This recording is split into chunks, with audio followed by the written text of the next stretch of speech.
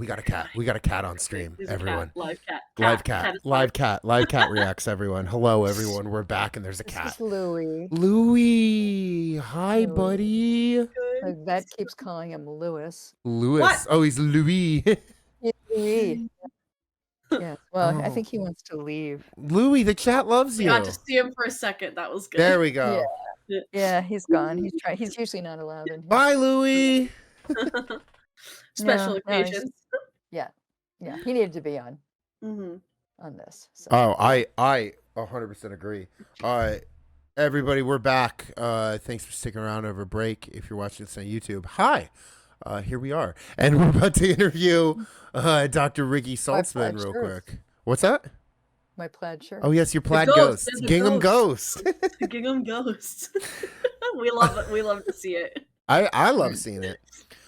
We got ghosts. We got a cat. Oh, we got more folkloristic things coming up in this interview with Riki. But before that, Daisy, do you want to? Your filter's kind of blurring that. Oh my gosh, Riki! Oh my gosh. Okay, this is I know exactly what that is because my roommate for Christmas received that image but placemat version. Ooh. It's like these really cool. It's like a kind of hidden design sort of like art piece on your mug, but there's creatures in it. There's like Bigfoots and there's pterodactyls. I forget what it's called. It's Calamity Wear. Yeah, Calamity Wear. Yeah, Patricia Saltzman sent it to me in the middle of the. Oh, thanks, Patricia Saltzman. Guest on the show later this year. Yeah. Yeah. Hint. Yeah. I didn't know that. Later this year. Unconfirmed the date, but it is happening. The game. I mean, we could Cooking Mama, but we'll see. We could be like, oh no, cool. No, it's a game about Riki actually. Yeah. Daisy, awesome. you want to do the honors for the first time in a while? Yes, so it's been a while since I've gotten to do this. So let me just get ready. Academy, people who have joined us, listeners, Riki, Dom, myself, people I can address yourself publicly. You may see Dom on the show. Sometimes you see Shirley or hear their very angry disembodied voice, and sometimes you hear my very encouraging disembodied voice. That also doesn't make sense sometimes. Well, if you don't know, we are not the only two people or three people who influence, create, produce the show that we love today called Folkways. We have a whole team of people who get together for us, specifically for our interviews, who help to curate the questions for every guest that we have on the show. We do deep dive on their internet presence, plus some library presence as well.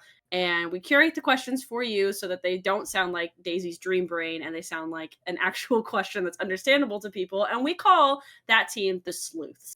So thank you to the Sleuths. If you hear a question that you like, if you laugh, if Riki laughs and is like, that was fun, whatever, don't thank Dom and Daisy, thank the Sleuths. And with that, question number one? Yeah, with that question number one, thanks, Daisy. I'm going to hop right into it. Riki, you ready? I'm ready, I guess. Let's go.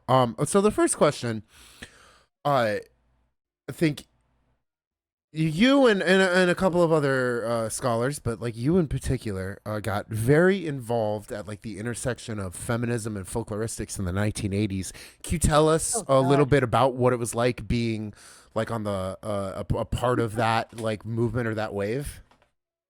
Oh gosh. Great question. Thank you, Sleuths. A lot of us were, we were in grad school. I was in Texas, Beverly Stolce, Jane Young, nice. Kate Turner. We're kind of leading the charge. And then, a bunch of the grad students, me, Patricia Saltzman, Susie Seraph, gosh, who else was there? A lot of people. Jasper? Yeah. Oh, Pat Jasper, Joyce Ice. I forget. There were just a bunch of amazing people. Anyway, I was actually off in England doing my dissertation research, and all the folklore feminism stuff was getting cooked up, and we knew it was going to be a thing at AFS, and I had been interviewing Rose Kerrigan about her participation and her husband, Peter Kerrigan's participation in the general strike. which is my dissertation topic. Mhm. And anyway, Rose was just one of these people who, um, I was just talking with my class about this, the fieldwork class. We're talking about the strike and everything. And really what she wanted to talk about was being a communist and leading a rent strike at age 13 and having a wife. 13. 13, yes. Oh my And God. Is this what people did before the yeah, internet? the olden days, well before radio. Wow. Um, and the cats are talking to each other. Love Your it. noise gate didn't pick Your it up. You're noise. good. Okay. Yeah, Yeah, they're they're not. kind of, They well, may be they're distracting to you, one's but in here and one's outside the office, so they're crying to each other. Very cat heavy Um, interview so very, far. yeah. So anyway, we started talking about different stuff and how she organized, and she was telling me jokes. And I think at some point I just happened to ask because I'm a folklorist, question, well, do you know any songs? And it was the breakthrough into performance moment. She just launched into Nice. a shit ton of traditional ballads, and there we were. And I'm like, whoa, okay. This field work is going in a different direction. We'll be focusing on Rose for a while. So, basically a lesson in, well, you can ask your questions, but the person you're interviewing might have a whole different agenda. So, so anyway, everybody gave their papers at AFS that year in Baltimore. It was also the historic informal regional pop panel. Everybody used to bring sodas from different places and do kind of mock I've heard about presentation. this. I've heard It about was that. Yes, and we couldn't schedule it. That was part of the deal, was not to schedule it. But the people in Baltimore at the hotel got very, you know what? I'm gonna have to let him out because they're like, I'll be right that's back. totally Hang okay on. if they're That's too cool with distracting. us. Yeah. Yeah, I posted in the chat that Ricky's comment about letting like the interviewee lead the conversation. You gotta learn that. It's rough, but you gotta learn it. Like, yeah, like that is really, really Sorry, a good piece. It's a of matter feedback. of trust too, like letting the interviewee lead. Yes. Yeah. Yeah, and it takes you into really new and cool and creative collaborative directions. Yeah. Anyway, I was just filling space while you were dealing with cats, but continue your train of thought. Okay, so we're at the hotel in Baltimore, and what else was going on? Okay, so there was the pop panel, and the hotel people got all pissed off at us because they were getting pissed off at any number of things. Love And that. accidentally, the liter container of coffee soda spilled Love on a the coffee pretty soda. Ooh. Italian hands. spilled on the pretty blue park carpet. It was an accident. And then let's see what else happened. Girls in the Nose, Kay Turner's band. Girls in the that Nose. had Betsy Peterson and Pat Jasper, and I think Pat was in it. Maybe not. I think Pat Jasper's in it. I've seen the press photos. Yeah, so this was what, like 87? Something like that. 86. 86. It was fall of 86.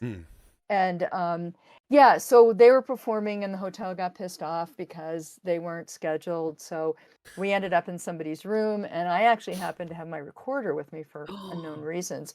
So I actually did the bootleg recording of Girls in the Nose. You've got a bootleg? You did the Girls in the Nose boot? But I gave it to Kay, so I have no idea where it is. Oh my but God. the infamous Minstrel Hut. Yeah. Oh my gosh. Minstrel Hut, that's right. I've heard, I think she talked about that. That is so cool.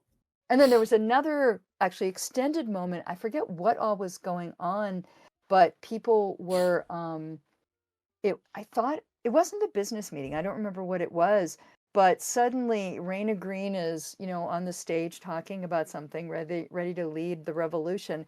And Beverly Stolce is supporting the whole thing, and is, the cops have been called, and Dick is holding Beverly back to keep her from being arrested. And it was the strangest meeting. And I'd been in England for like over a year and thinking like, what the hell? That's Dick Bauman?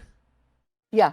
Holding Beverly back because she's like, completely going feral and kicking. That's what I'm picturing. Pretty much. It was a moment. And there may have been, but I'm not positive.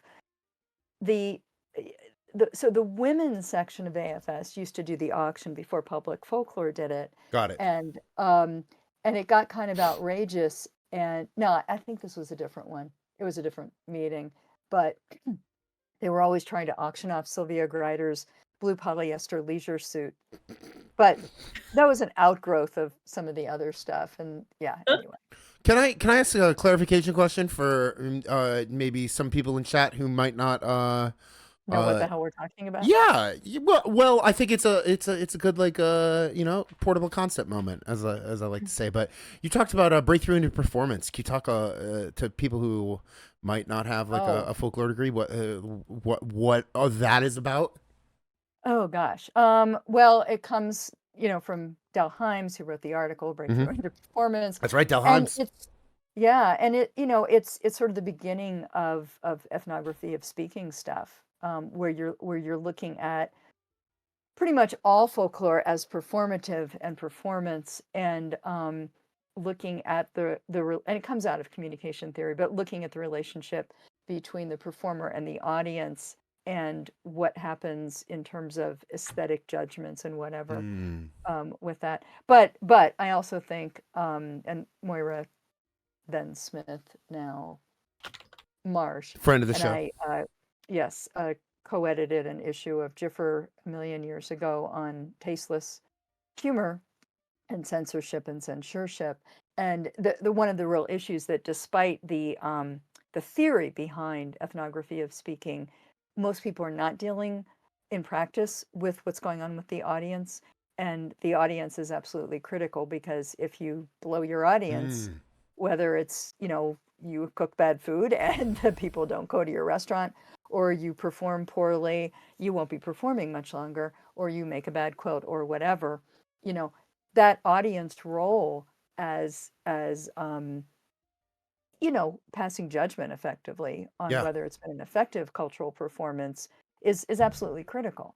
And without the audience, Very interesting. it doesn't matter, but a lot of people don't pay much attention to audience. And I think it's really important to focus on that a bit. And as folklorists, I mean, that's what we should be doing, is looking at what regular people are thinking and doing about stuff. So anyway. Last thing I want to follow up with, but you were talking about being in grad school. So is there like a seed of this whole scene or movement that was at like UT Austin at the time? Oh, I guess, I think it was. I mean, it's hard to say. Looking back, yeah, I think probably quite definitely. But when you're in the middle of grad school, it's like, being a 6-year-old, life is just the way it is. I'm just trying to sleep. Yeah. I'm trying to get my paper done and get 6 hours of sleep. Yeah. Trying to get through it. I mean, my favorite moment was dirty little secret, and I don't think I ever told you this, Daisy, but when I was studying for my comps, so I would be reading detective novels, to relax, and also watching soaps. And Patricia, who was my roommate and folklore bestie, as Ian would say, told Dick Bauman what I was doing. So instead of laughing or being derisive, Dick sent her home with a soap opera detective novel for me. Yo! That's awesome! Isn't that Love awesome? it. Yeah. Aw, that's really cool. Yeah. So that was What kind of fun. like a sweet, like, I don't know. I would, if something similar happened to me, I would feel like very seen in that. I'd be like, wow, you do support me, and like you believe in me, and like you get my method is my method or whatever. Like, Yeah, I'm just picturing him like, being like, gifts are my love language. Yeah, it was. I felt very cared for. I mean, it was Aw. really kind of sweet. Yeah. So, And I only did that voice because Michael Dillon Foster once said my Bernie Sanders impression sounds like Dick Bauman. So there we are. That's true. Yeah. do it again. I missed that. I said earlier, gifts are my love language. What else could I say? Yeah. Bureau of Labor Statistics, philology of the vernacular. There we go. No, it's good Bernie. It's not good Dick. Oh, it's good Bernie. It's good Bernie. It's good Bernie. Okay, next question though. Ricky, so how do public protests include elements of the carnivalesque? Oh, jeez. Well, they Oh, just geez, do. sleuths, you hear Thanks, that? dude. They just do. Read the book, you know. Read No, Jack. what if you What book? What's carnivalesque? well, What's what the book? book? Like, Explain to the yeah. gamers in chat if they want to read this book. Well, you know, if I had it here, but I think if somebody else is borrowing it right now. I'm the one dropping a copy link. Link in chat. I dropped a link to the press for It's people Pussy. to interested in. It's University Press of Mississippi. So it's Pussy Hats Politics and Protest, which is an edited volume about the Women's March of 2017 after the Trump election. So yeah, I mean, it basically the carnivalesque is when public events have elements of carnival, of world turned upside down, and those are and I am totally fascinated by what happens when these very traditional events, they're usually bounded, that are very much, you know, world turned upside down, often, you know, they're about classes or social status, when the low are given power by the high for, you know, a certain amount of time. Yes. And then it's done. When it's done, it's done. Halloween's a great example. You know, when kids come to our houses dressed in costumes in the US and knock on the door and say trick or treat or whatever, and we give them candy. You know, and if this happens at other times of year, we're like, what the hell are you doing here? And when this really goes wrong, people are often, as we've seen recently In the news, you yeah. know, sometimes Saw that, killed. yeah. Yeah, I mean, there's just bad stuff. But anyway, so in public protests, usually when legal means of redress have failed, people seek out folk methods. So it can be from, you know, tar and feathering to dressing like Indians to dump tea in Boston Harbor, or as in the women's marches, where, you know, the biggest protest worldwide anybody's ever seen. And people are not necessarily dressing up, although there was a certain amount of that, but out in the streets protesting, having a great time. You know, I really focused on all the signs everybody was holding, which I think were amazing, and basically memes on poster board, and representing, you know, the constellation of things that had gone wrong and that we were protesting. And what I loved, I was at the Portland Women's March, and what I loved about it was towards the end of it, or maybe we were just so exhausted after 5-6 hours, I don't even know how many, of marching in the drizzly, you know, Portland January. This guy comes by holding a pair of cymbals and doing rough music, you know, critiquing the social order, you know, which is the more traditional name for this. So Charivari, Charivari, rough music. I mean, this is the folk criticizing those with power and saying, no, this is wrong. We're making music to drown you out. We're making noise, you know. So I like the way that you said, like, the world turned upside down as an element of the carnivalesque, because it's kind of like the world it's like the world turned upside down with the laws that were, and you know, the election of Trump or whatever the context is. It's like the world actually turned upside down, and then like these protests kind of like shift it back in a way. It's like Yeah, there's kind they're of like a topsy-turvy. They're like informing each other in this like cyclical, interesting way, kind of saying like, no, as this long is as it's upside down world, we're out in the street with symbols. Yeah. Right. Yeah. well, Yeah. and there's I think the it's cool. possibility amidst all that, because it's disorder, it's not chaos. Yes. Although it can feel like chaos, but that's where that possibility of transformation happens. You know, and who would have predicted the results of the trial? Well, I would have predicted it, but it's nice to have it happen. Trump Just was in today, fact it's a civil trial. May 9th, 2023, Yes, we are recording this. Yeah. literally. Yes, you know, declared he is at fault, you know, or what did they euphemistically call it? You know, sexual assault and whatever, libel, I guess, misrepresentation. But you know, he's appealing. But you know what? So what? Chad is also bringing up the writer's strike. Yes. Oh yeah, Yeah. that's also going on. Yeah. Mhm. And that is And that is very I've been watching Twitch streams of the writer's strike. It's like people Ah. bringing like computers to the picket line. It's been pretty fun. yeah. Oh, that is okay. I like the idea of like bringing computers to a picket line too, because it's kind of again that world turning element where Mhm. computers are stationary and they're in an office, and then to bring them outdoors and into a public space is kind I'm not getting into it Anyway. in this interview, Daisy, but once we're Yeah. back playing the game, remind me to bring up the picket line of the writer's strike. Okay, Yeah. okay, that'd be But cool. That'd be fitting. and Ricky, just to be fair, when you said people didn't really dress up, you're talking like costume but not outfits. Yeah, I mean there were Yeah. some people in costumes. I mean the picture on the book cover was a puppet of a, Mhm. vagina dentata, which, it's, people were, the on many of the signs with pictures of the vagina dentata was the phrase "this pussy bites back," That's right. which was, Yes. and that just that whole owning a term, Mhm. I would say most women at that Mhm. point would not have been comfortable saying out loud, very much, owning it and being in your face about it, and hence, the pussy hats themselves, Exactly. despite all the, disagreement and Mhm. backlash about that sort of thing, but for the color and all of that. But there was, I would say, in Portland, there were a number of, I mean, it was a pretty diverse march in terms of the population, and so indigenous rights were addressed, water rights. Oh yeah, because the Dakota Access Right. Yeah. Pipeline Right. At the same time. protest was going on at the Oh same yeah. Oh time. yeah. So pretty much if it was out there, it got thrown into this thing, which was what was so interesting. And then also, you get this sort of echoes of history where people are mentioning, in their signs again, because nobody, there was some pretty lame chanting going on.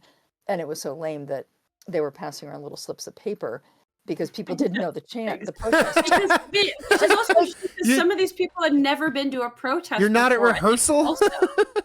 That's kind of what it was. I mean, it It's was like, some of these here, people got pulled out of the woodwork who had never been to a Mhm. protest before. Mhm. right. I think that's interesting as a charge for and like teaching people how to protest, like as opposed to being part of a culture of protest, which you would Yeah. think like American culture Right, is which part of was the real culture of different. protest, Yeah. but And then that year, I mean, there were just protest after protest until finally we were all so exhausted And by it, like we just like yeah. stopped, we were all so because exhausted and then we all got sick.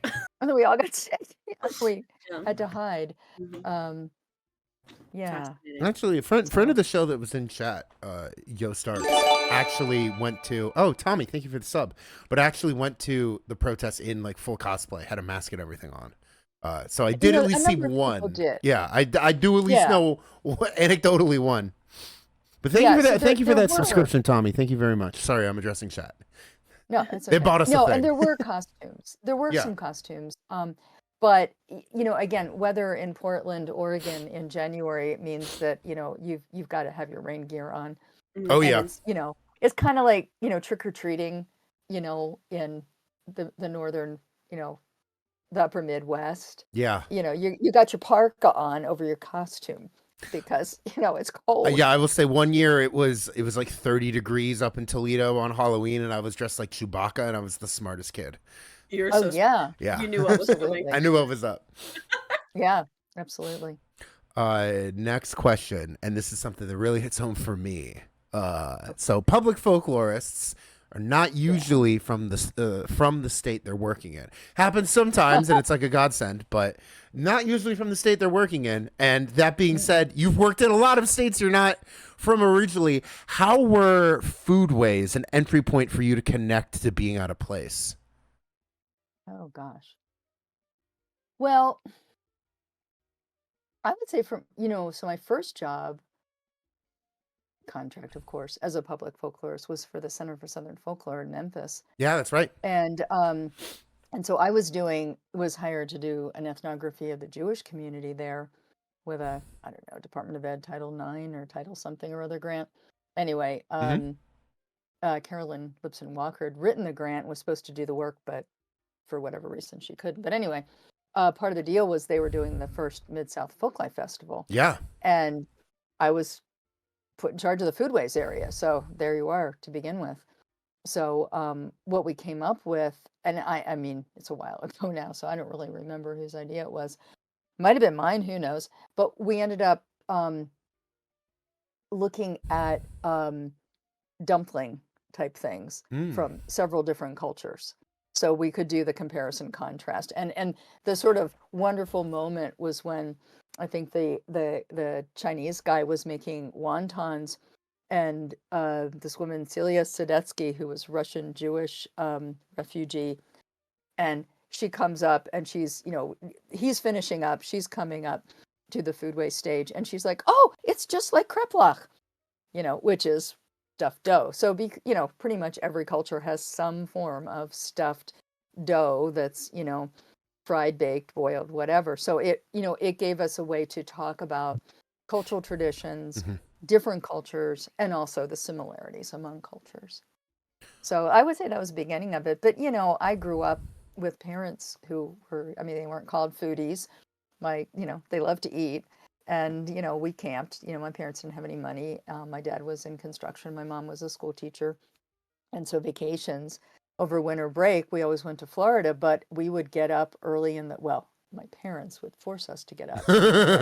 Difference. But our trips were timed so that we would get from Delaware to wherever it was in Georgia, where there's one restaurant that my dad had, found. We would get there to be there like at 4 in the afternoon. So we'd leave like 2 a.m., and, that was, some of the first stuff. And then when you're camping, and this is tent trailer, pop-up camping, and we'd meet people because we're camping in the Keys. We meet people from all over. My parents, much to my brothers and my embarrassment, would talk to strangers.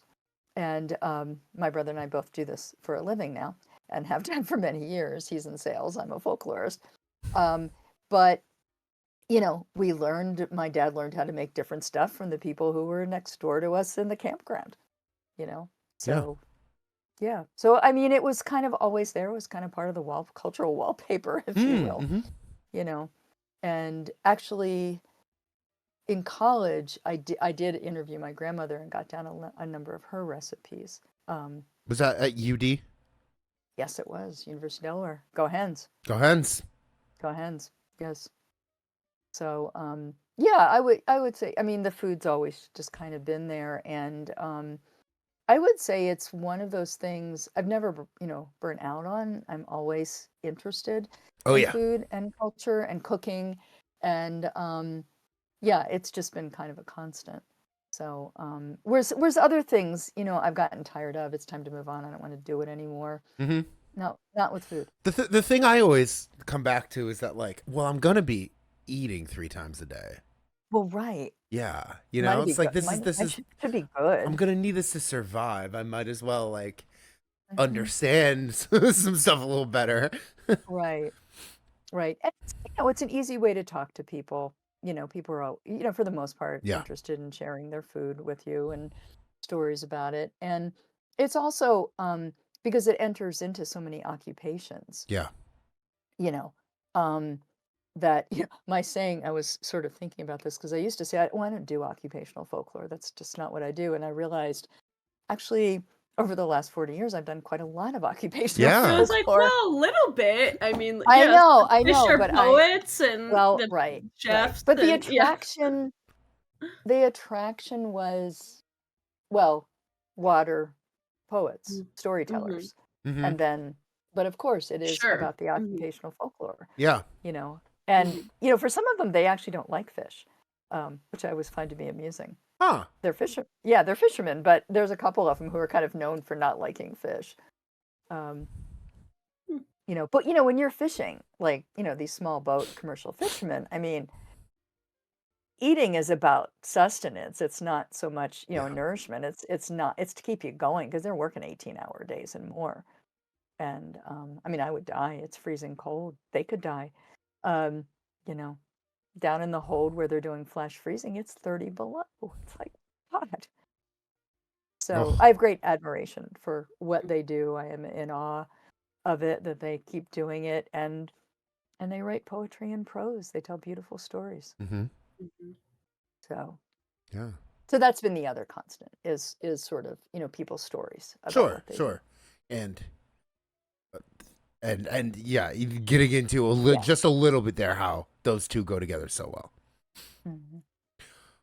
Last of the serious questions before we get into Okay. some rapid fire fun stuff. But Okay.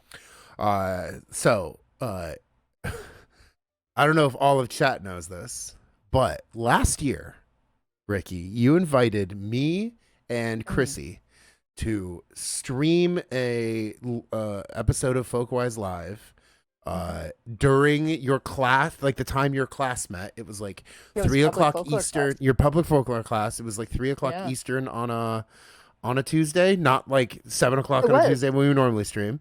Yeah. And Very exclusive. the two of us streamed and like addressing your class. We played Pokemon Snap and we talked about like fieldwork photos. One of my favorite, I had so much fun doing that. One of my favorite little memories of the show. That was your public folklore class at U of O.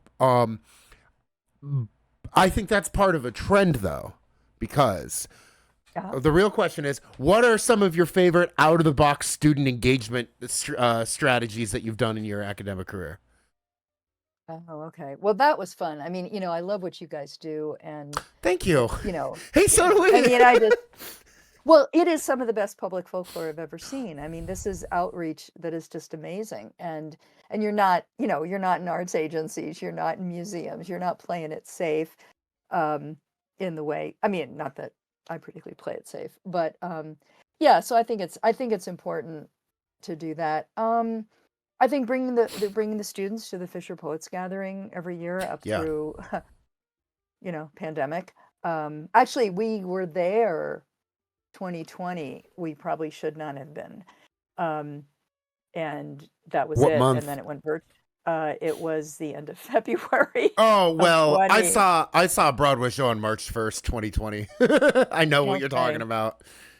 Right. Well, then the National Humanities Alliance advocacy was a couple weeks later in March in DC, and people went from, okay, we're not gonna shake hands anymore. We're gonna like bump elbows to Yep. like we're all like for afraid to touch each other. It was because nobody knew what was going on at that point. That like viral video of the guy on the airplane going, "Shake my hand, I dare you." Yeah, that was about that era. Oh. Yeah. Yeah, it was a strange time. But yeah, so I think, definitely taking students to Fisher Poets Gathering was great. I mean, 2 master's theses came out of it. I think for Nice. a lot of students it was a real, very much a breakthrough into performance moment of, Oh, this there it is so again. cool. It was. Well, that is performance. I mean, and also kind of letting them understand that the hangout time, what Guha Shankar refers to as literally the hangout time, that kind of field work, where the real stuff gets done. Oh, yeah. Not the formal interviews. I mean, that's the late night evenings, and that's how I've gotten to know people, and people become friends. Yeah. So I couldn't go this year because the weather was going to be prohibitive. It was live for the first time in 3 years, like so many things. And we were like set to go, but my husband teaches piano and is a jazz musician, and I'm teaching, and we couldn't afford to we could have gone and gotten snowed in. Yeah. But we needed to get home, and there's mountains between here and there. And, I do not like driving in mountains in the snow. It's not my thing. Been there, done that. Can't imagine whose thing it is. Michaela Croyne seems to find it. Angus Martin Burke, he Michaela's loves cool. that. Oh my It's not gosh. my He's thing. a northern I Arizona know. boy, so yeah. Right. Funny. And one year where we did catch like a blizzard coming and going, and it turned out the Prius not only didn't carry chains, but a Prius can't have chains, and you're required to have chains in Oregon Oh, wow. in the winter months. Yeah, that was kind of a shock when we first moved here. Yeah, but see other moments like that. I think so one of the sort of pluses of the pandemic was realizing I could have colleagues Zoom in from all over the country and talk to Yeah. students. So, we kind of had to do it, but I've kind of kept it up. So I'm teaching fieldwork this term, And I've got, Monday, what we were just talking about, Daisy. Monday is the in-class, in-person stuff. Wednesday, we are Zooming with colleagues and talking about their Nice. field work in a variety of ways. That's awesome. And, people doing public work and people doing just academic work and people doing applied work and quite the mix. So I think, and also having interns and taking the interns out with, when we had contract folklorists for the surveys that we do with the Oregon Folklife Network to find out what's out there around the state. And we divvy the state up into regions and wrote NEA grants to get funding for this, hired contract field workers, folklorists. And then part of the deal was to bring students out with the folklorists for a weekend and basically dip their toes. And the idea is that they get some best practices approach with different people, get to do some interviewing on their own, and they get to spend, we're out there for a weekend all over in different parts of the state, and we're driving, so the drive is pretty long, so they're getting to talk to me and about a variety of stuff. So they're getting exposed to other folklorists, to me, and into situations that are not classroom situations. So I just think that it's really important to model the experience and to, I don't know, basically let students know that, the stuff is not predictable, that great things can happen and interviews can fall through and, you get to taste some great food. Sometimes freeze in a hotel that doesn't have great heating and try to avoid the blizzards. So yeah, I would say, all of that kind of stuff. And yeah. Daisy, as a former student of Ricky's, do you have a memory of this sort of thing? Yeah, I was remembering in our fieldwork class where either we tried to or we did get the pasty food truck to come by because we were talking Oh, about that's right. foodways. Yeah, we were doing like a Yeah, food David truck came in. kind of. Yeah, I thought that was so cool that you coordinated that opportunity for us where we actually had a person who was just a person who owns a food truck making pasties to come in to actually talk to us about that Yeah, and experience. I did have some Folklore, that was different food cool. people actually come in. And oh yeah, and yours was Yeah. what's his name, who was a commercial fisherman? Oh, I'm blanking on his name. I can picture him. He's also a chimney sweep in the odd months. Oh, that sounds Oh, Carrie cool. Jones. Yeah, talk to Mm, you guys about fishing mm. and Yeah, being out in the tender boat Oh, and that is how he cool. yeah, writes his poetry in a yeah, waterproof notebook yeah, because yeah, it's kind of boring. He's the only one on the boat. It's kind of boring out there for hours at a time. yeah. I Just thought that was cool to actually have, the people that you're working with on these larger projects be able to come in and participate in the classroom setting. It's kind of not just folklorists going out in the field, but people that you're working with coming into the classroom too, and that yeah. exchange is really, I think, important for people. Good. That's I'm glad cool. that worked. Yeah. Yeah. I mean, it was, yeah, they were great to come in. And I think, Don Ivy came into your class too, as I recall. He's, was the head of the Coquel tribe for many Mm. years and was Oh a yeah. foodway, Yeah. fisherman himself and Right. did the salmon bakes and he passed Mhm. away, 2 years ago now. Mhm. But yeah, he was on campus for some other stuff and he Yeah, very he just kindly happened to be agreed to there. come to the class. Yeah. That's cool. Yeah. Uh, Daisy, to keep the momentum alive, do you want to ask the first funsy and make it the one I highlighted? Oh, I'd be love to. Yeah, I would love to do this. Yeah. Do you have and what is your favorite food truck in Eugene? There's Ooh, so that's a many. great question. All Oh, well, Daisy. they're That is all now, Daisy.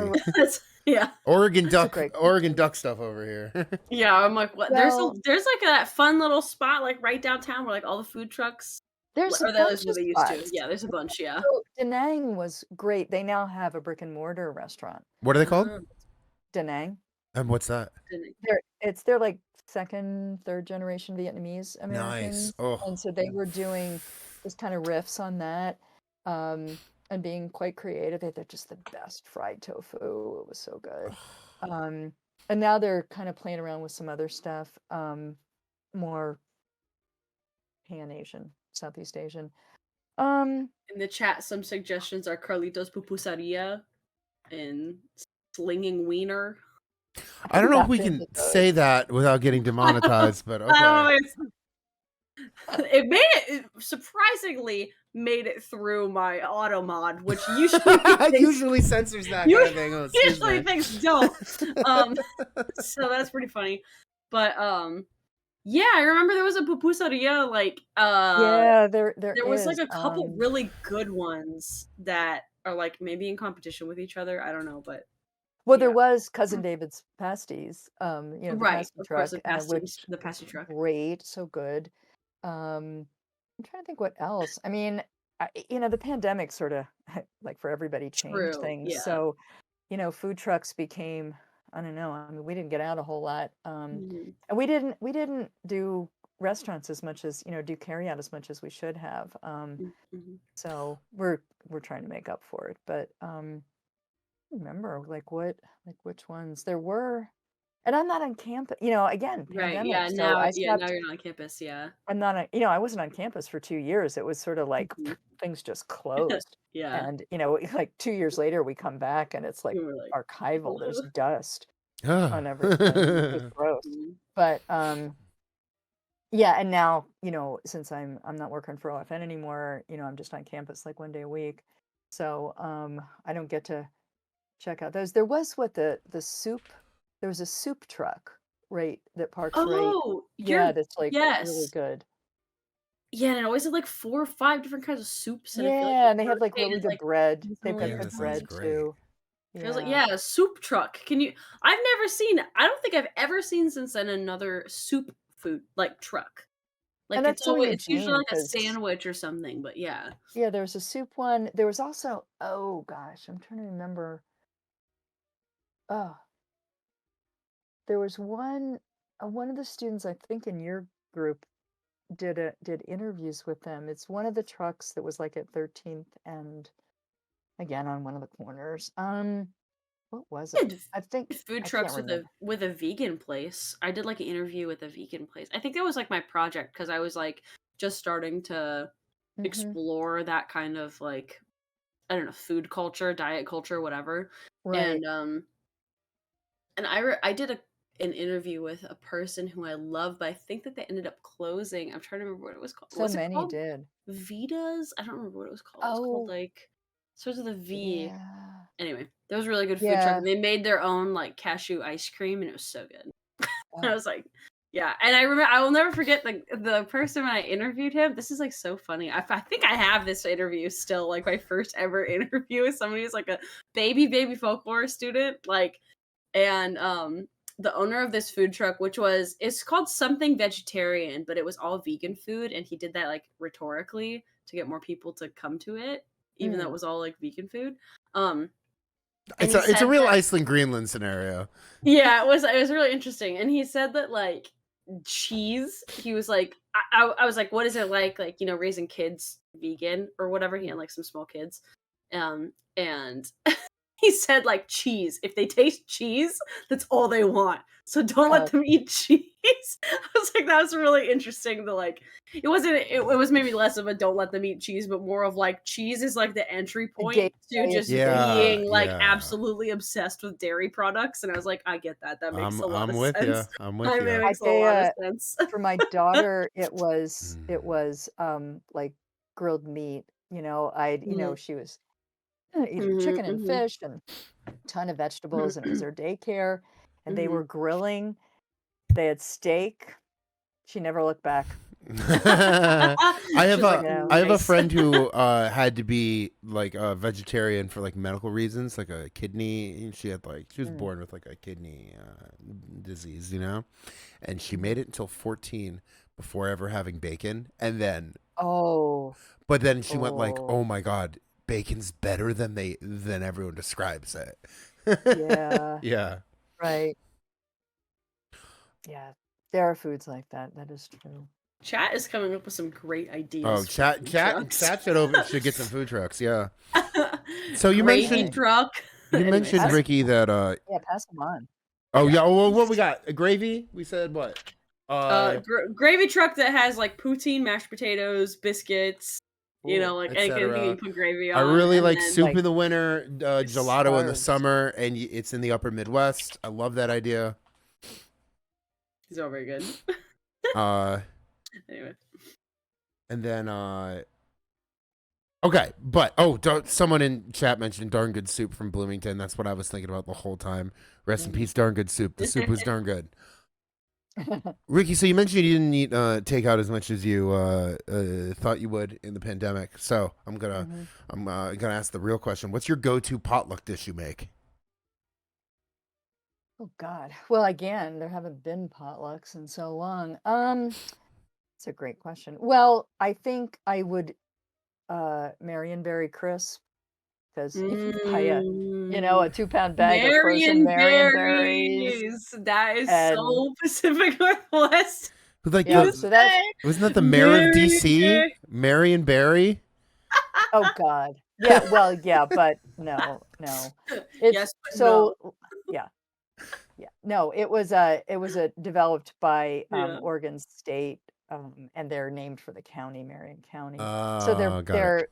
hmm they're sort of like a blackberry that's got a lot fewer seeds. I mean, there's Yeah. it's a lot more complicated than that, and they're They're not just long. they're long and they're Long big boy. and they're wonderful. And actually, the hmm first time I had them, I think it was when Nancy Nuz was Nancy Nuz, the head of the Oregon Folklife program in another Portland Florida at the Oregon. alum.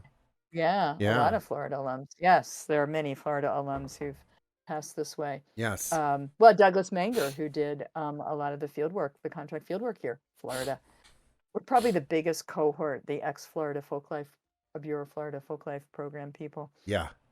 But anyway, yeah, so it was at a Western States public folklorist meeting, and I think somebody brought Marionberry pies, and it was like, oh my God, what are these? This is it. So yeah, so that I would Nice. say like a crisp or something like that, just because it's you can't screw it up. And what else? There is the tuna broccoli mac and That's cheese. right. That's right. That can work. Oh, it's God, so what good. else? Gumbo sometimes, That's a but Friday dinner gumbo's treat in my house growing up. oh yeah, but gumbo. The trouble with gumbo is you have to slosh it somewhere. So I Oh, don't ever. true. If I'm home, I'll make it. But that's a recipe from one of my grad school roommates' ex-girlfriends. So, and my modifications to that. Sure. What else? Can I pivot this question in another direction? Sure. What Yeah. is the dish that most impressed you at a potluck? Oh, well, that's a good one. Um, I remember you used to host like the winter potluck yeah, for Folklife or for the yeah. folklore program at University of Oregon. hmm So one of the I guess she was an undergrad, an older undergrad. She was from I want to say Lafayette. hmm She brought her gumbo. I mean, in like this pot, Ooh. like from an industrial kitchen Huh? size. Had to rent somebody's truck, I think, to get it here. That was impressive. And so my husband, who does not eat meat, or as a friend of mine puts it, things that lactate. But and Shrimp her in. there was oh my God, there Shrimp. was definitely pork sausage in this thing. And he's like, I'm having some. So Yeah, he's like yeah. this thing was Worth. made with love and Yeah. care, and Hell yeah. I'm Hell going to yeah. taste that. Yeah. Falling off the pseudo veggie wagon for this. Yes, Yeah. that was probably some of the best. Few people made sangria. They managed to spill a fair amount of it, but what they Nice. didn't spill was great. Different kinds of pastries and things. hmm Always good. Um, Yeah. Definitely. yeah. Daisy, you think Yeah. I can ask that question from chat right now? That probably makes sense. Yeah. So, just read Suburban Chicks in chat, that's Maddie Howard, asks, Mhm. question right. for Ricky later on. What's the best food presentation given by an undergrad in your foodways course? Ah, geez. Really hard one. I was gonna say like I don't Daisy know. probably. Daisy probably. No, no, I don't think it was me. I What did don't think it Daisy was do? me. I I have don't no think it was idea. I think exactly. I don't one of think the it was me. I didn't I, always do presentations, so but I think one yeah. of the best papers was No, Daisy. it's It was me. the year you were taking it, and one of Oh yes. the kids in the Some class was indigenous and Mhm. from upper Midwest, and he did a knock your socks off paper on fry bread and basically about, acknowledging that, this is, like settler colonialism Yeah. deluxe, Yeah. Yeah. and basically uh, co-opting it and talking about its meaning both as a home Mhm. food and a powwow food. Beautiful. And it was Mhm. he was very quiet, very Yeah. quiet. I And remember that student. I was like, this student seems very nice, but doesn't say anything in class. But didn't but talk, but whoa, it was a great paper. That's great. so for all the teachers out there, the quiet students they're paying attention. Mhm. Oh They yeah. just Oh don't yeah. want to Oh say yeah. stuff.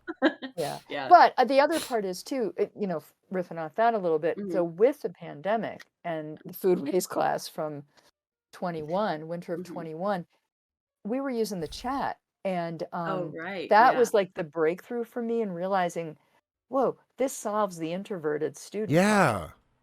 Because they were Yes. all using the chat. And I'm like, well, this is Yes. great. How can we Introverts in translate chat this? who are very talkative tonight. That's a shout out. Yes. Yeah. So that was, and I was just really trying to figure out, so how do you translate that into a non-pandemic classroom, like kind of back to Mhm. normal? So that's, I really started doing more discussion stuff.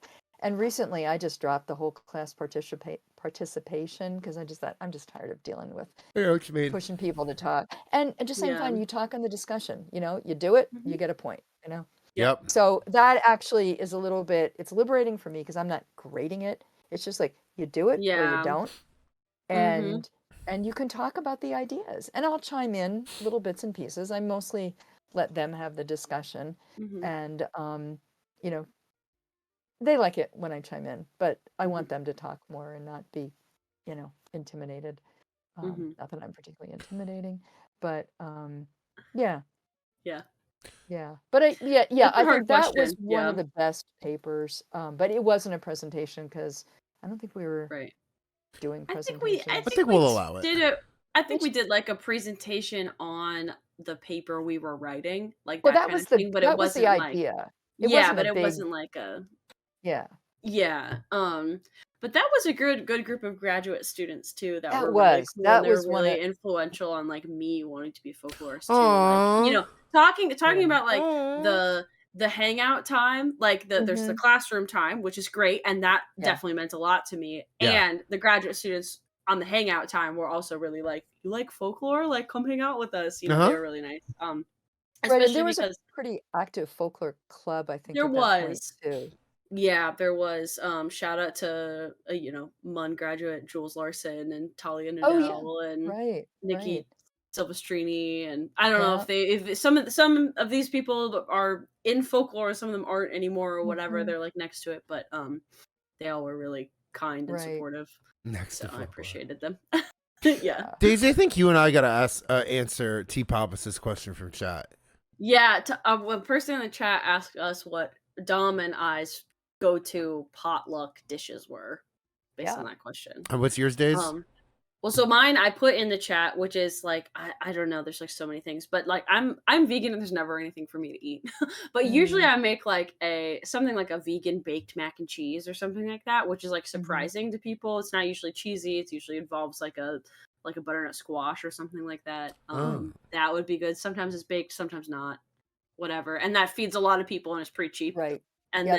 then if I'm like going real fancy, like I would bring like a summer salad, like spinach and grapefruit and Mm, avocados, and like I would do something really fancy like that. So some right. kind of like roasted sugared nut, something a caramelized like pecan or something on that would be so good. Hmm. That would be like my if I could give that to everybody every day. That's what I would bring. I know Days Dom can't eat that because the avocado. and the Dom's You can't wrinkly eat it. nuts and the wrinkly nuts. Yeah. Dom can't eat the wrinkly Oh, nuts or the avocados, but no. so I'll bring my baked Oh, I mac and can't cheese eat when I any of come the to your stone place, fruits, but Ricky.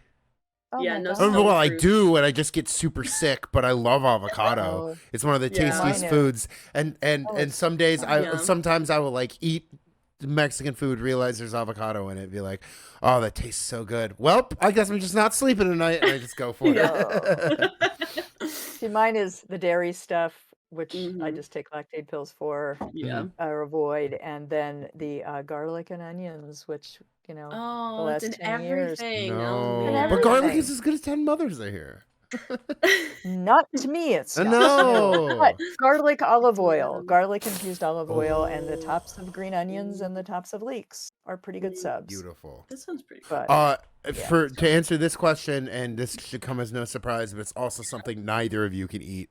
I do Cincy chili garlic. dip. I do Cincy chili dip. I do a layer of cream cheese, a layer of Cincy chili. I'll either make it in advance and save some, or if I have to, skyline out of the can, and then a layer of cheddar cheese, foil, bake it, and then either like Frito scoops or bagel chips. And I think it is a lot of people's like the better way to introduce people to Cincy chili. I'm Huh, also okay. proselytizing here for the Midwest. Yeah, I know. I can hear that. I can hear that. It sounds great. It would probably kill me, Yeah. but it sounds wonderful.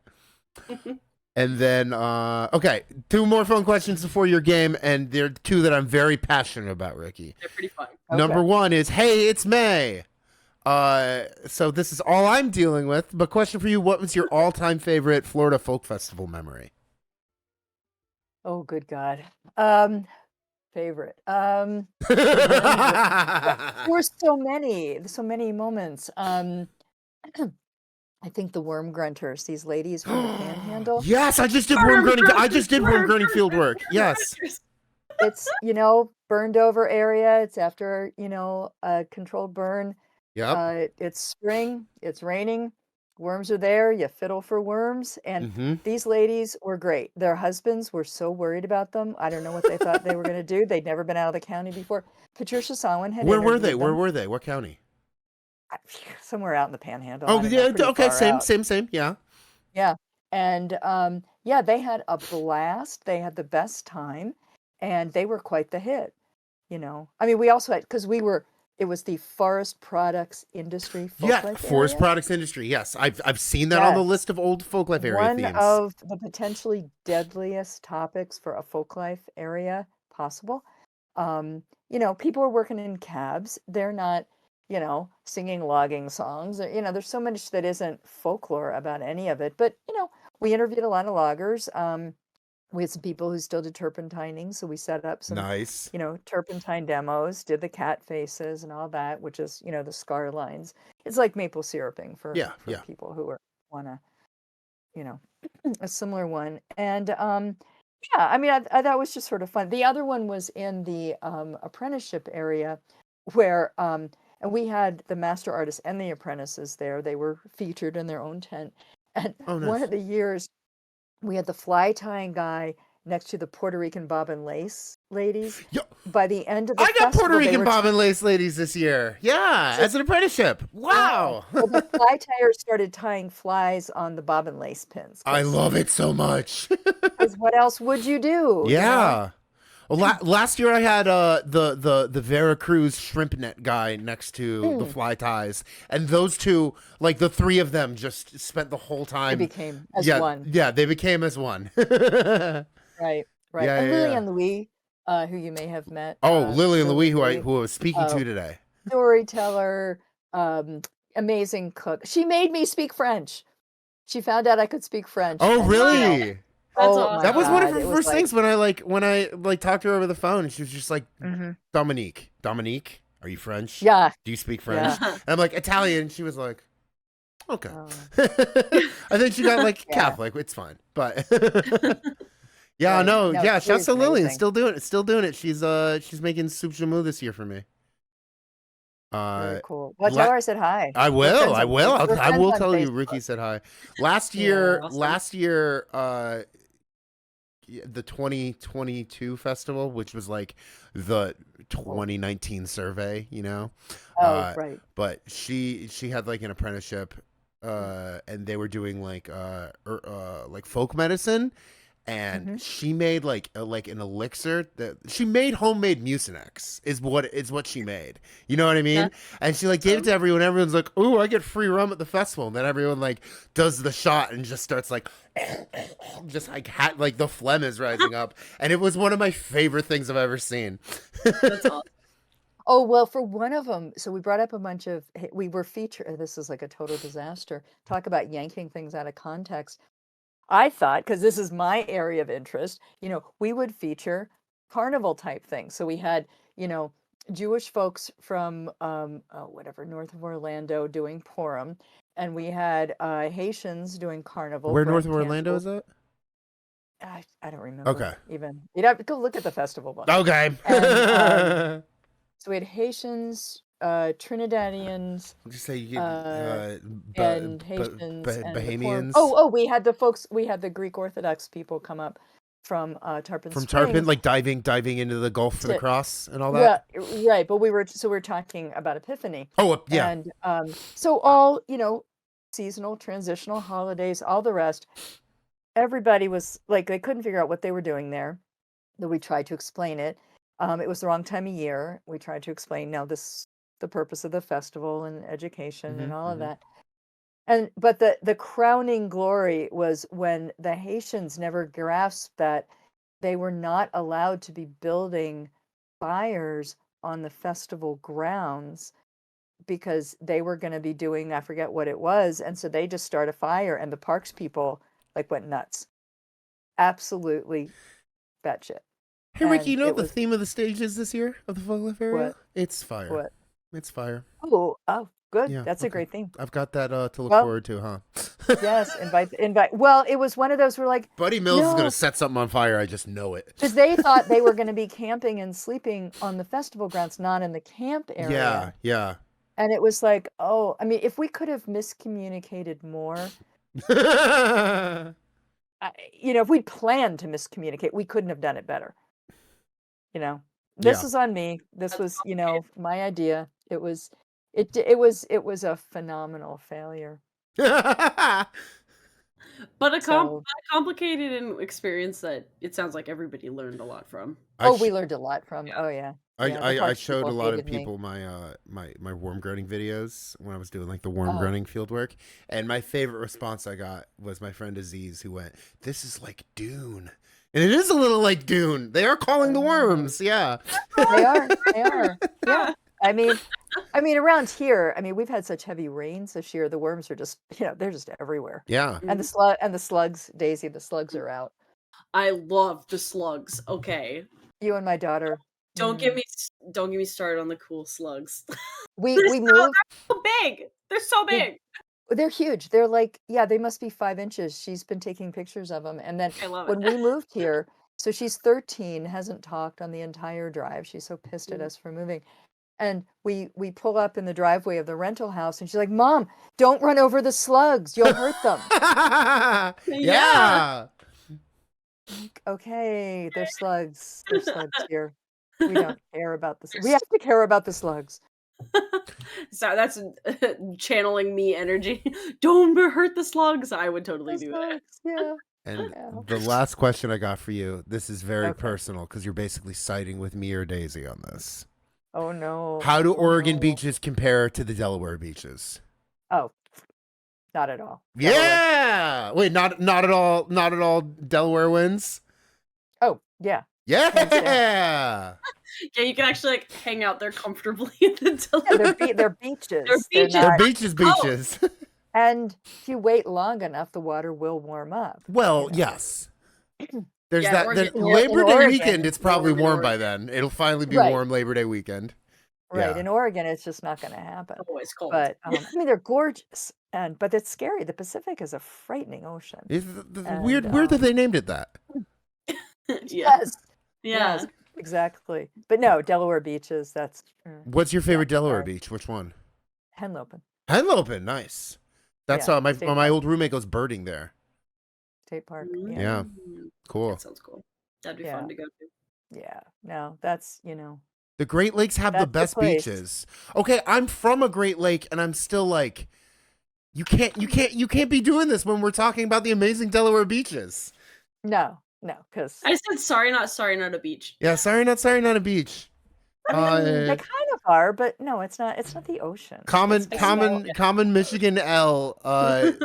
Rare Rehoboth W. what? Speaking Twitch, don't worry about it. Okay, got it. Okay. But I am saying, that Rehoboth Beach rules, and I wish I was back.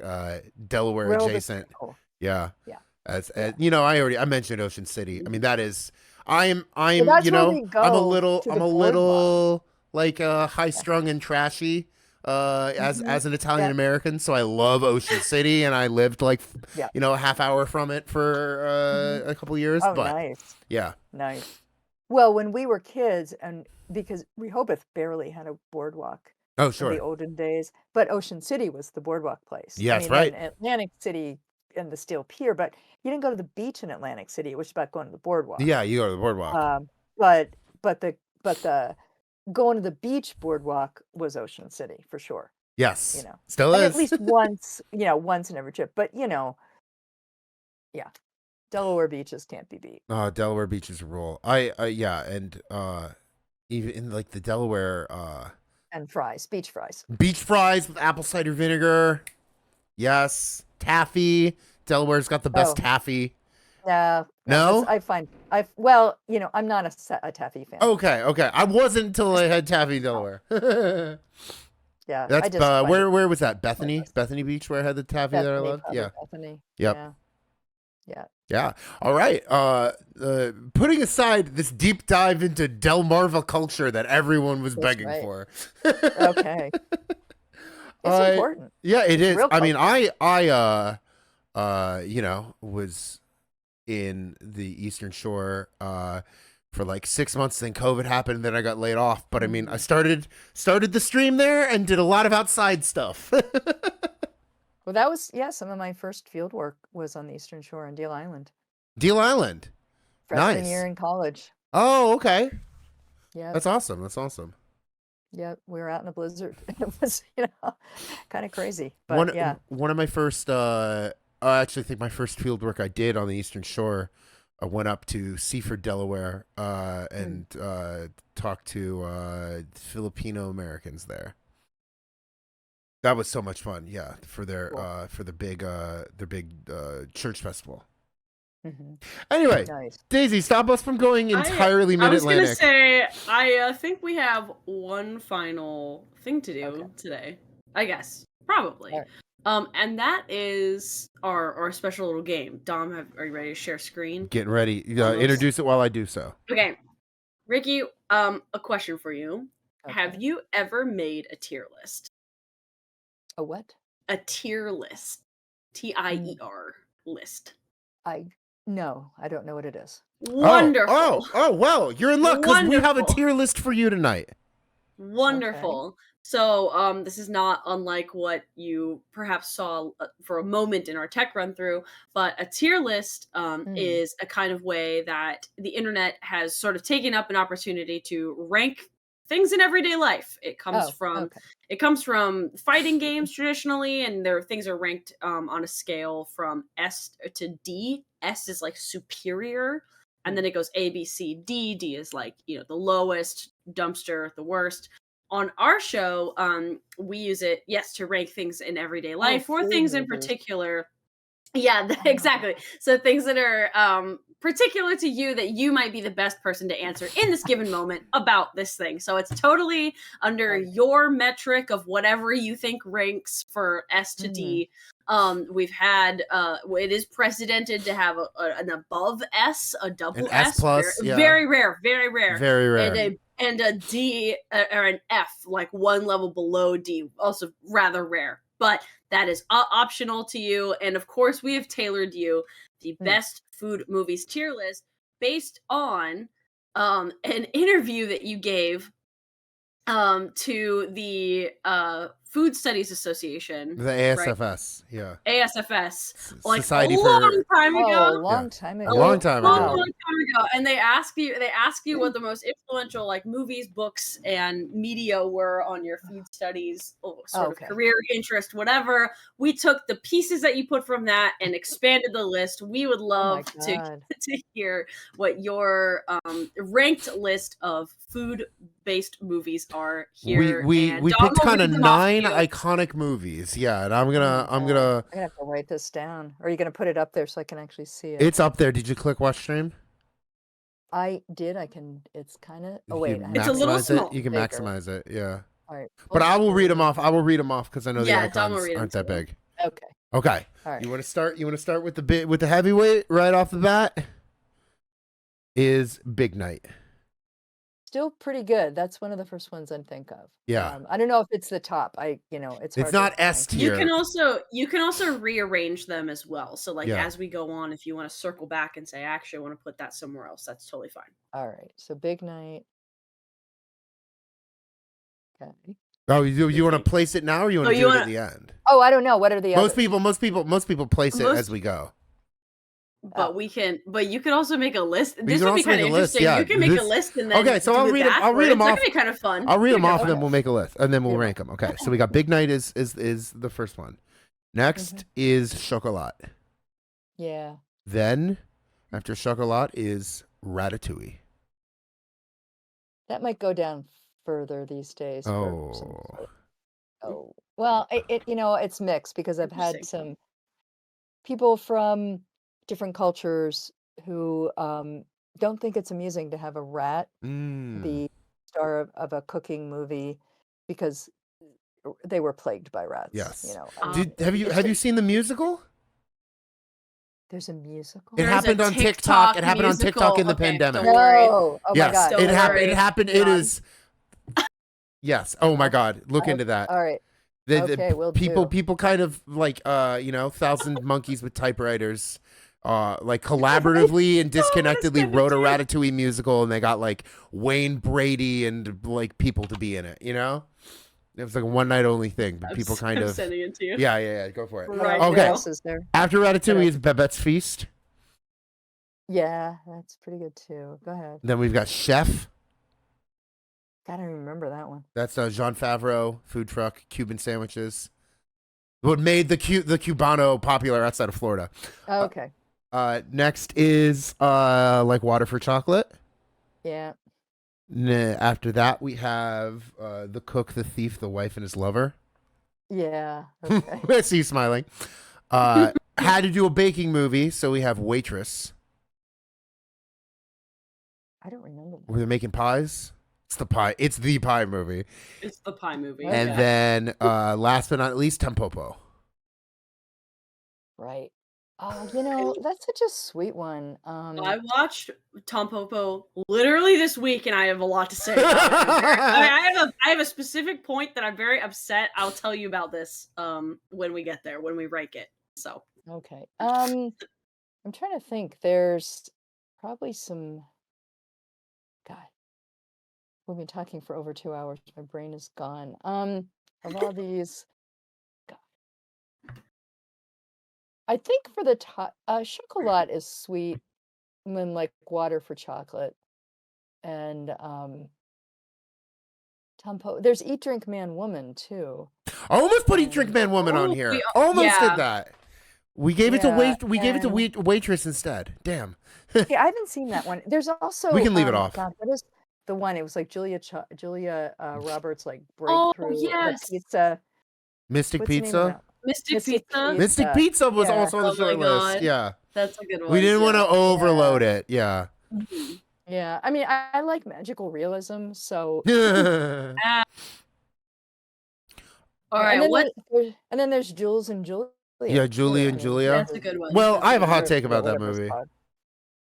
You have what? I have a hot take about that movie. Okay. That movie just should have been Julia.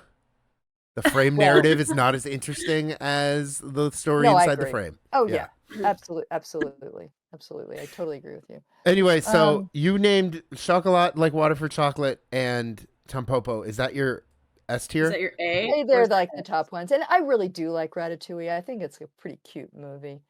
I'll put these on here for now.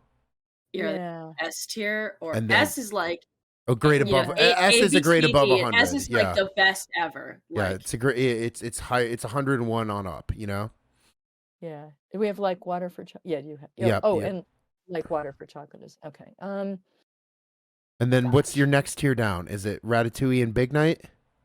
Yeah, probably. Okay. Yeah, And- it's pretty good. nice. And then B tier. Probably like the Babette's Feast and I'm trying to read my crap handwriting. Cook, the Thief, the Wife, and His Lover. Yeah. And then Chef. Where would you Chef put and Waitress. Oh, I don't Chef and remember Waitress. Chef. Oh, you gotta watch Chef. And then Waitress. Jon Favreau ended up doing a talk show called The Chef Show. Yeah. Just because he learned, he would just like have like his actor friends on, and he would just like make recipes that he learned while researching the movie, and just like hang, kind of like Folkways, but with sandwiches. Nice. But you know, the other is High on the Hog, which you know was a I don't know series, High on the and Hog. oh my God, you've got it's on Netflix. You've got to watch it. Yeah, I've got the book. Hang on. We did. Oh, maybe. Oh, it's here in the pile somewhere. We did Well, I can't find specifically it. choose like, is it a drama or is it like a documentary? It's a We spec- documentary. Oh, we We specifically chose- said no. we We specifically We said did no documentaries. documentaries. So we were like, we have to Okay. narrow it. Some. We have to narrow it But down yes, somehow. all over the place. Totally, Okay. of course, because then there's like all this can of worms about other influential like food documentaries. that Oh, are yeah. Right. These are good. have to Yeah. stop. These are good. So Ricky, we can stick to these 7, but here's the Or- one more thing I got to tell you. Okay. This reads left to right as well. So the top corner means Yes. it's your favorite. You know what I mean? So we'll Okay. go bottom. We'll go bottom to top. What is higher in B tier, Babette's Feast or The Cook, the Thief, the Wife, and His Lover? I don't know. Probably The Cook, the Thief. Hey. Okay. Nice. Now, next The question. Chat loves a strong opinion. Yes, chat loves a spicy take. Next opinion: Okay. Ratatouille or Big Night? Ratatouille or Timpano? What are we making? Oh boy. Oh, that's a tough one. Probably Ratatouille. Ratatouille. Okay. Yeah. Really, I liked it. And but here's I also- here's the real challenge. okay. Like Water for Oh. Chocolate, Tempopo Chocolat, rank them. Like Water for Chocolate. Number 1, like Water for Chocolate, and then Chocolat. and then Tempopo. Yeah. Nice. Okay, my point about Tom Popo is this. Okay, it's one of my favorite movies. I love it. This week I watched it, and I watched like a free version online, and it was all great. You know, it's like a 2.5 hour movie. It's like a long. It's a long movie. And I watched it all the way right to the end. They do this like pan shot of the sort of like the two guys leaving back on the railroad as they go, or on the freeway as they go on their journey, and they continue on, and then the shot in the actual movie pans over to a park bench that has a woman breastfeeding a baby on it. Yeah. Which I think is like The most thesis important shot of the statement- movie. It's like the thesis It's your statement of the first movie. Is meal.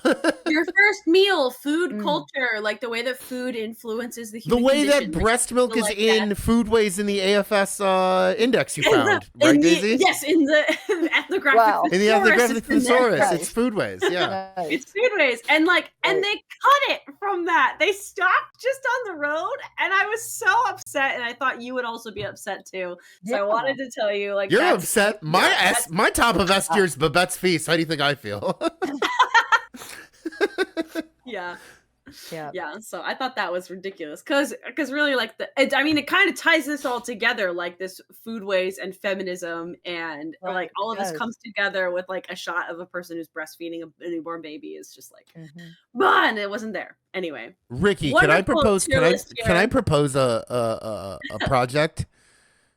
Sure. Do you want to watch like Chef and Waitress with people from Folkwise and like record our Oh my god! we our could, audio? yeah. I think Do you want to do either just commentary on yeah, it? you want to do talking like about live react commentary to Yeah. either Chef. Yeah, God. pick if you want Pie or a Cubano, and we'll watch one of the two movies. Not either one. Yeah. They both sound great. That's right. That's a tough one. But yeah, That we could do on Zoom. yeah. I know okay, Kim, let's Stryker, talk about Kim it. Stryker It'd be has dibs on simpler. Big Night, by the way. I know that's like her favorite movie. Yeah. Yeah, it is a great. It's so good. Plus, You ever watch that's Binging family with too. Binging with Babish on YouTube? Yeah. The guy who No. recreates dishes from movies and TV. Oh my god. His first no. episode was It's too- Timpano. His first episode was Timpano. Yeah. Okay. I don't know how to sum Sending this you a one lot up. of emails. Daisy. Yeah, I don't know how to sum this one up, but Okay. on a scale from like water to Well, chocolate and okay, so I haven't actually seen Babette's Feast. What's the main food in the? I would love turtle it, I know. soup, is that the main? Would you say that's the main Okay. food in that movie? It's Turtle been soup. so long Yeah. since I've Okay. seen it. I don't She remember. is a cook that fled France during the French Revolution and ended up in like a very austere Protestant community on the coast in Denmark or something. And she comes into like her Okay. uncle's inheritance and blows it on one feast for the very plain Northern European people. She makes one giant French feast for the people. Okay, what's coming to my head is on a scale of sweet to savory. Ooh. How political is your food dish? Hey, They're both okay. very political, though. They're both I don't very know. political. They're both pretty political films. I but like it, that's- Daisy. I like it. On a scale of politics and food, how sweet and savory is your dish? Ooh. something like Okay. I like So- it. That's about as good as I got for that one. I'm gonna come back to. I know we went a little over, but I'm gonna come back to your face, Yeah. Ricky, and say we have reached the Thank end you. of the interview. Yes. People in chat know what to do, but before we get to that, Ricky, if people want to see, hear, or read more of you, where can they go? What can they read? What can they look for? Oh, buy the Pussy Hats book. Buy the Pussy Hats I'm book. dropping that link. Dropping the link. Yeah. And everyone else, Yeah. yeah, you figured it out. Everyone else in chat, if you enjoyed Ricky, yeah, you're already doing it. Ladders in chat for Ricky, everyone. Thank you very much. Oh yeah, they're rolling in. Yeah, you know, you're old hat at this. You know, ladders in chat. You know that's our chat folklore. But I do sort of, kind of. Yeah. they're applauding. They're applauding. You can't hear their clapping, but you can see the ladders. Okay, but I do want my avatar. You have promised me an avatar. An like a avatar? blue cat Years thing. ago, I don't know. You guys promised me my own avatar. Oh my gosh, we should do. I will make you an avatar, but I'm not sure Okay. what. Do you mean an avatar, or do you mean like an image that you can use, like an icon on different like platforms? No, you promised me when I first watched your thing, and I'm trying to figure desperately. Were we figure watching? out- It was What is AFS that? week, and we were playing The Sims, and we were making folklorists in that game. Yes, that's Yep. what it was, and I Oh, couldn't we got figure out that. the ladder thing. Oh, Yeah, we no, I remember this. I yes, do remember okay, this. okay. AFS 2021. We got you. AFS We'll week. totally do Chrissy that. Widmeyer was Okay. our guest on the show, and then Gina Jorgensen showed up to talk about her book that just got Right. published. And Right. Gina helped us, and that was when Gina's idea Yes. for the second floor of the house Oh was my make a God. labyrinth that leads to the toilet. It's haunting. It's haunting. It's haunted. It's a That's haunting. mean. That's mean. I know, I know. And our Sims feel it when they run through that. They're like run to the bathroom. They've like, memorized the doing course the- now, but Okay. Oh, Yeah. that's a riot. Yeah. That is a riot. all right, Okay, make a I note will- next I time we want play my The Sims. avatar. We have to make Ricky. We have to do that. Okay, Okay. what's happening? All right. Let's play Sims on a Thursday and bring Ricky. We can Let's both do Sim it. together if you want. That'd be fun. Now you've been here.